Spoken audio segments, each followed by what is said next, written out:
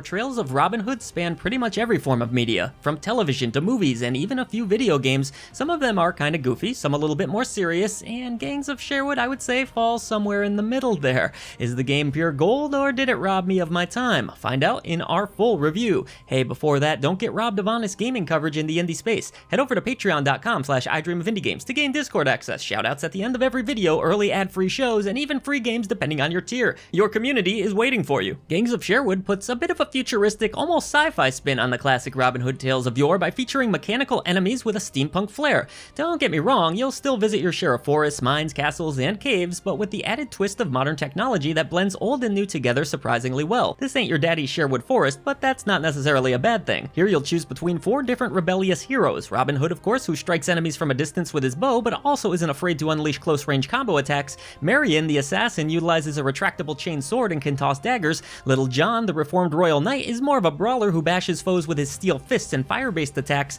And Friar Tuck, who has a massive shield and a huge mace. Despite his appearance, Friar Tuck best serves as a defensive character, though he can also pack one hell of a punch by charging up his attacks. I did quite enjoy using each character as they all feel pretty unique from one another. Ultimately, I personally lean towards Robin Hood myself for the majority of my playthrough, as I like being able to pull off savage headshots and strike from further away. It's worth playing as everyone regardless, and they even have cool outfits that can be earned to change up their appearances a bit. Before you set out into Sherwood Forest, you may want to hop into the options menu where you have a bunch of graphical settings and a few control schemes to select from. On a 4070 GPU, I was able to run the game at a pretty well locked 120 FPS with the 4K resolution and the DLSS setting on performance mode. This worked well even on the ultra settings. My co-op partner was on an older 2070 Super card, and to our surprise, even that card was able to handle the game at 2K with higher frame rates. So the bottom line is, Gangs of Sherwood seems to be really well optimized on the PC. The recommended card is a 2070, so your results may vary a bit if you're running an older GPU or system.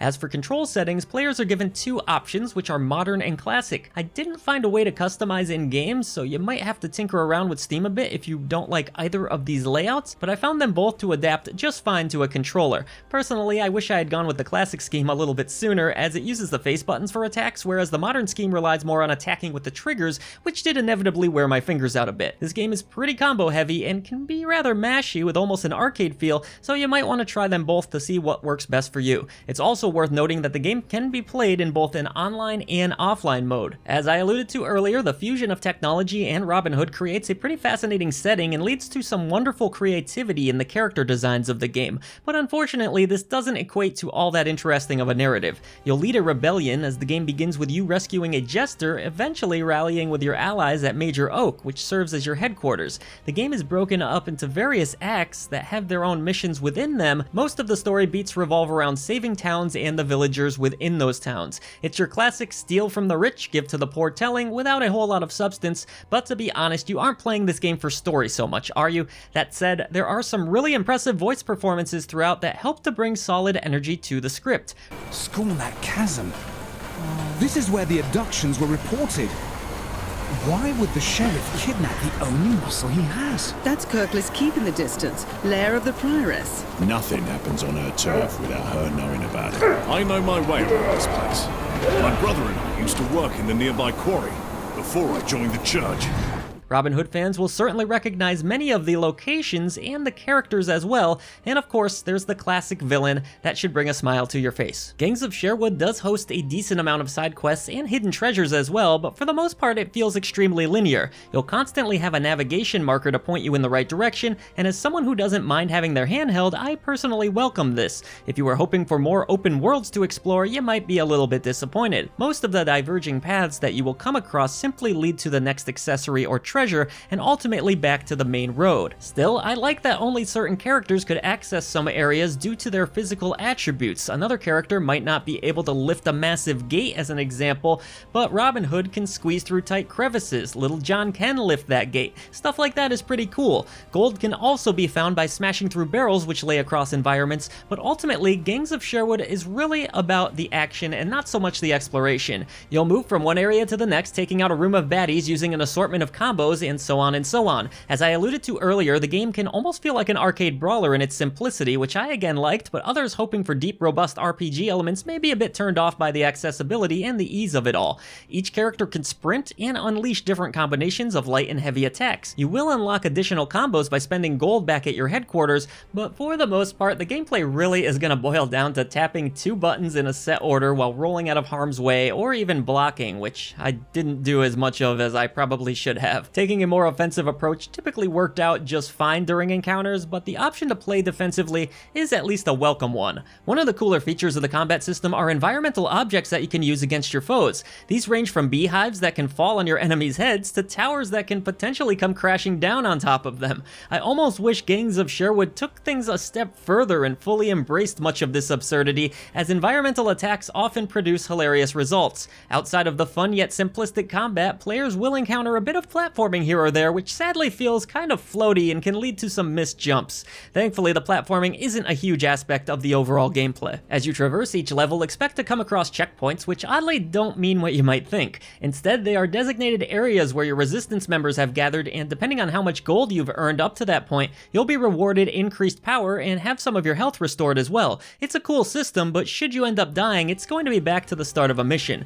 This can be a bit of a pain as your average mission lasts about 30 minutes. Gangs of Sherwood also loves to rank players depending on performance. If you are stylish enough, you'll be awarded even more gold upon completion of an area. There's a few other systems here, including Rebel Instinct, which is more or less a rage mode that can be activated, along with finishing moves, which are stylish in their own right, and there's even tutorials to learn new attacks back at your hub. Speaking of that hub, not only can you earn new outfits and attacks, but also shard slots. Shards are also scattered across levels and grant various perks, like the ability to revive yourself without needing assistance. It's pretty obvious that Gangs of Sherwood was designed for multiple players, and I think that's where most of the fun is going to come from. Honestly, I could see things getting a bit stale if you're gonna go it alone, but because me and Silent Signs were able to play together, it did ease some of the repetitive nature of the game design. Hopping into a match together was relatively easy and painless, and we didn't experience any disconnects or lagging at the time of this review. Of course, that might change when more people are playing, but overall, the online experience felt rather seamlessly integrated into the game.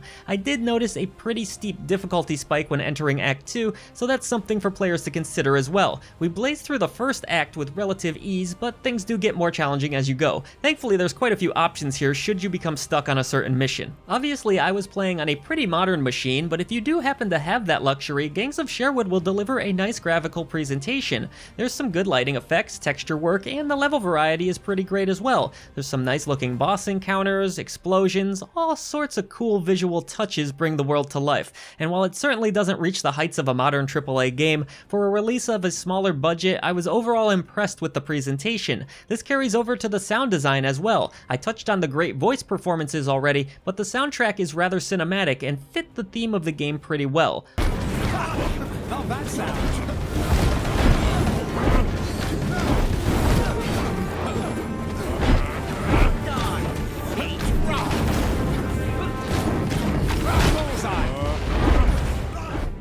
All told, I found the visuals and audio to work well together. The only real bummer on a technical level were a few glitches that I encountered. Characters would sometimes get stuck in place for a brief moment, enemies would freeze in mid-air, and we even fell through an elevator at one point. But none of this jank actually broke the game. Still, a few patches might be necessary to iron out some of the rougher edges, but maybe you won't run into those at all. One thing worth noting is if you were hoping to play this game on Steam Deck, at the time of this review, it's not in a very playable state. The frame rate was just jumping all over the place. The game didn't look very good.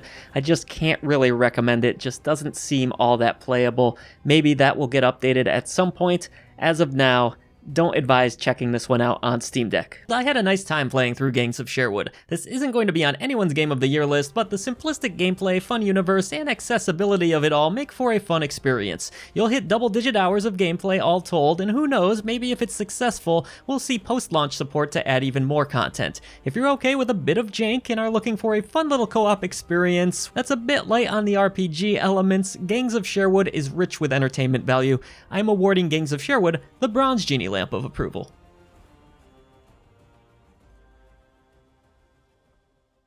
Off